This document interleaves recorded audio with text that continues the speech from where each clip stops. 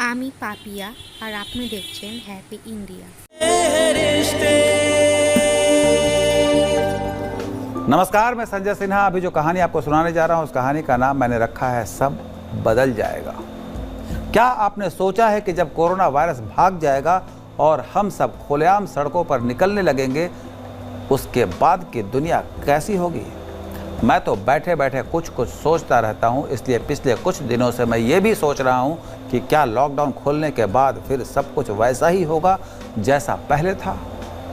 आप कह सकते हैं कि संजय सिन्हा बहुत सोचते हैं, इसलिए बैठे ठाले कुछ भी सोच रहे हैं, पर मैंने अपनी आंखों से दुनिया को बदलते हुए देखा है, इसलिए मेरी ये सोच बहुत गलत भी नहीं साबित होगी।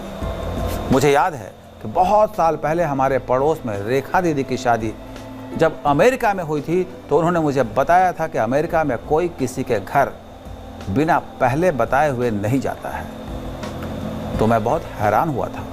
मैंने रेखा दीदी से पूछा भी था कि कोई कैसे बता कर जाएगा, क्या लोग कहीं आने जाने से पहले तार भेजते हैं कि मैं आ रहा हूँ। रेखा दीदी भोले संजय सिन्हा पर हंसती थी। उन्होंने मुझे बताया था कि वहाँ सभी के घर फ़ोन होते हैं, लोग फ़ोन करके पहले उनसे समय लेते हैं, फिर मिलने जाते हैं। मैं हंसा था, सभी के घर फ़ोन? अपने भारत में ऐसा कभी होगा ही नहीं। बहुत साल नहीं बीते, हमारे यहाँ हर घर ही नहीं, हर हाथ में फ़ोन पहुँच गया है। मैंने देखा है कि आज कोई किसी के घर पूर्व सूचना के बिना नहीं जाता। ये तो एक छोटा सा बदलाव है, ऐसी बहुत सी चीज़ों को मैंने बदलते हुए देखा है। बचपन में हम मिट्टी में लोट लोट कर खेलते थे, पर घर लौटकर भले हमारे हाथ मुंह धुला दिए जाते हों, पर अब छी मानुष नहीं होते थे। माँ हमें वैसे ही गोद में लिपटा लेती थी। तब बैक्टीरिया वाले विज्ञापन टीवी पर नहीं चमकते थे।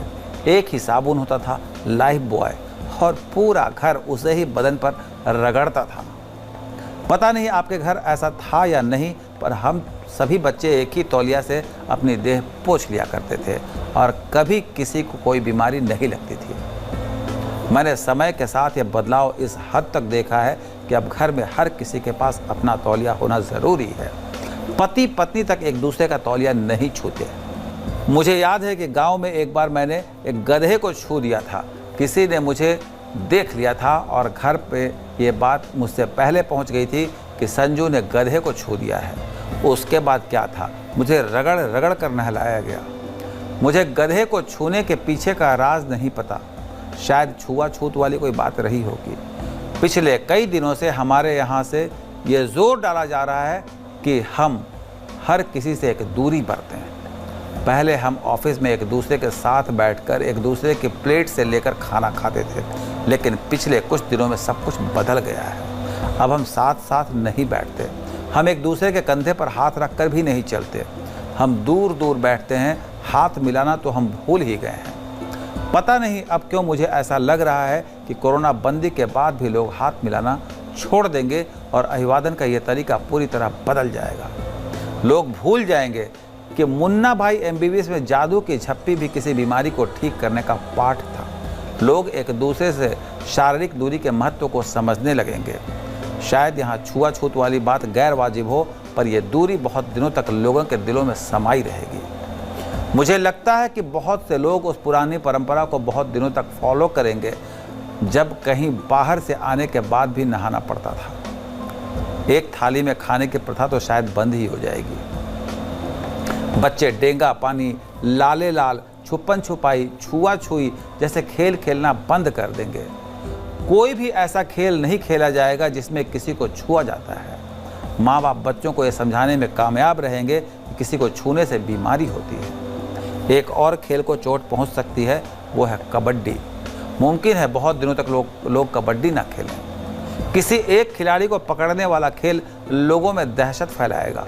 हो सकता है मैं गलत हूँ, पर सिनेमा हॉल में सिनेमा देखने की आदत भी कम होगी और बहुत दिनों तक लोगों के मन में डर रहेगा कि एकदम सट कर किसी के साथ नहीं बैठना है। लोग घर पर टीवी देखेंगे या फिर अमीरों के लिए ऐसे सिनेमा हॉल बनने लगेंगे जिसमें बाकायदा बताया जाएगा कि हमारे यहाँ सीट 1 मीटर की दूरी पर है। बाकायदा प्रचार में लिखा जाएगा कि हम सिनेमा हॉल में सोशल डिस्टेंसिंग का ख्याल रखते हैं। संजय सिन्हा की एक भविष्यवाणी को ध्यान में रखिएगा कि कोरोना बंदी के बाद ऐसा भी हो सकता है कि लोग नए कपड़े खरीदने के बाद उसे धोकर पहने। मुमकिन है रेडीमेड कपड़ों का बाजार थोड़ा बदल जाए, क्योंकि अब तक लोग एक दूसरे के नापे हुए कपड़ों को नाप कर खरीदते थे। मुमकिन है लोग अब नापे हुए कपड़े दोबारा ना नापें। मुझे याद है कुछ समय पहले मैं जबलपुर में अपने परिजनों के लिए कपड़े लेकर गया था। हमने तय किया था कि अगले दिन सभी लोग नई कमीज ही पहनकर मिलेंगे। सभी ने नई कमीज पहनी थी, पर रविंद्र वाजपेयी ने नहीं पहनी। मैंने उनसे पूछा तो उन्होंने बताया कि संजय, आपकी भाभी ने कमीज रात में धो दी। वो नए कपड़ों को पहले धो देती हैं, फिर पहनने के लिए देती हैं। मैं मन ही मन हैरान हुआ था, नई कमीज भी कोई धोता है क्या? पर अब हैरान नहीं होऊंगा, यही सोचूंगा कि वो पुरानी परंपरा कुछ सोचकर ही बनी होगी। ये दुनिया बहुत बदल जाएगी। मुमकिन है भारत अभी उतना ना भी बदले, फिर भी बहुत कुछ बदल जाएगा। अमेरिकी लोग तो पहले से ही कम घूमने में यकीन रखते थे, पर अब बाकी देशों के लोग भी घूमना कम कर देंगे। भारत में भी लोग घूमना कम करेंगे। लोग बहुत दिनों तक बिना वजह यात्रा को टालेंगे। पहले लोग ट्रेन में अपना बिस्तर लेकर बहुत पहले चलते थे। मुमकिन है कि वो दौर फिर से लौट आए। लोग बाहर खाना खाने से पहले बहुत बार सोचेंगे। होटल बिजनेस को बहुत नुकसान हो सकता है। टैक्सी सर्विस को बहुत चोट पहुंच सकती है। मॉल कल्चर की जगह दुकान कल्चर को बढ़ावा मिलना चाहिए, या मिलेगा, ऐसा मुझे लगता है। और भी बहुत कुछ होगा। इस बीमारी के बाद लोगों की सोच भी बदलेगी। लोग शायद ये भी समझ जाएंगे कि दुनिया में जीना बड़ी बात है, जीने की तैयारी में रोज़ मरना मूर्खता है। मुझ जैसे लोग अपने आप को एक्सप्लोर करना चाहेंगे, और बहुत से लोग ये भी समझ जाएंगे कि जीवन बंधन नहीं, मुक्ति है। मैं अपने मन में उठने वाले सभी ख्यालों को समय समय पर आपसे साझा करता रहूँगा। ये सब होगा, होकर रहेगा। बस इंतज़ार कीजिए कोरोना बंदी से मुक्ति का। फिर आऊँगा नई कहानी के साथ। अभी अपने दोस्त संजय सिन्हा को विदा दें। नमस्कार। এই চ্যানেলটির প্রতি আপনার আগ্রহ আমাকে আরও উৎসাহিত করবে। ধন্যবাদ।